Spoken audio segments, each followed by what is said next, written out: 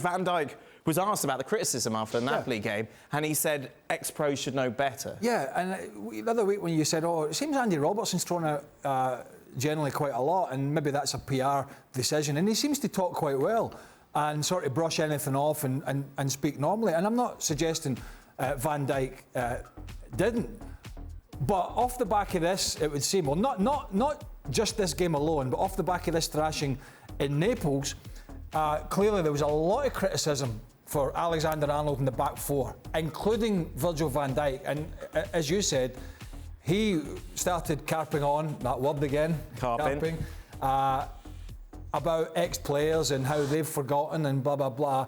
And it seems to me, here's a guy that has had enough praise to get him to the moon and back, and rightly so, because for the most part he's been brilliant.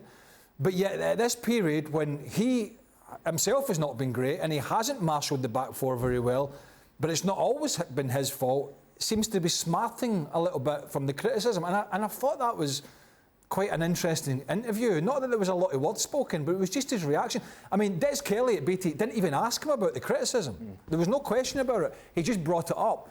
So clearly it's in his mind that he also said, well, you know, we don't listen to what they say, take notice of what they say outside these walls. Well, clearly he does. And it was just interesting to me that there's a guy who has basically had all the platitudes in the world, and Liverpool have hit a rocky road of which he's been part of, and clearly he's been smarting a little bit from that criticism. There's no doubt about that. Does that help or hinder going forward, Stevie?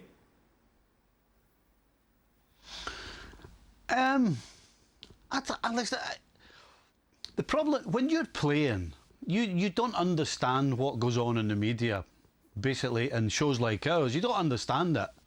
And if anybody, whether it's in the newspaper or on the TV or anything, criticises you, you don't like it. Of course you're prickly. You know, it's not easy to, in the cold light of day. You know, what Craig said is right about, he said all the plaudits, but it's difficult in the cold light of day when you're playing to go, well, I've had a lot of plaudits, so I should be able to take the criticism. That's just not how you're wired. If somebody criticises you, you want to get them back, and you want to show them every single time. So I guess in some ways that might help Virgil van Dijk, because clearly it got up his nose. And you know what? If that makes him go back to being the Virgil van Dijk that we praised, then that's fine by me. But at the end of the day, if you don't play well, you just got to make sure you play well, because people like us are going to talk about you, whether it's good or whether it's bad.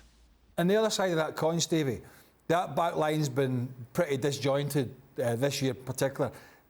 I know Robertson was out. Horrendous. It's been awful. Do you think he's going to by the way? They could have. I'll tell you what. I would love to have heard Klopp in the dressing room, because the things we are saying, I think, compared to what Klopp should have been saying to them in the dressing room, the things we're saying are nice.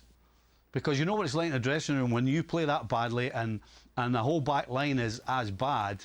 I'll tell you what, he better have given them a rocket, and I'm sure he did. So anything we say is small change to what Klopp's going to say to them. Do you think he needs to get Matip in there again long term with Van Dijk and say, listen, we've got to start building this back four again, get back to what we were doing, stop all... I know they've had injuries, but just that looks to me, you know, that for a long period now, it's been Matip and Van Dijk as the preferred two. 100%. I would 100%. Everything that being equal, being fit, but that's the problem. Matip. I mean, how many times has Matip played 2 or 3 games in a trot over the last 2 or 3 seasons? I bet you there's not many, and so that is a problem. I agree 100%. Matip and Van Dijk is the best partnership that they have, but Matip can't play. Not regularly 2 or 3 games in the trot. He just can't do it physically. Thanks so much for watching ESPN on YouTube. And for more sports highlights and analysis, be sure to download the ESPN app. And for premium content and live streaming, subscribe to ESPN Plus.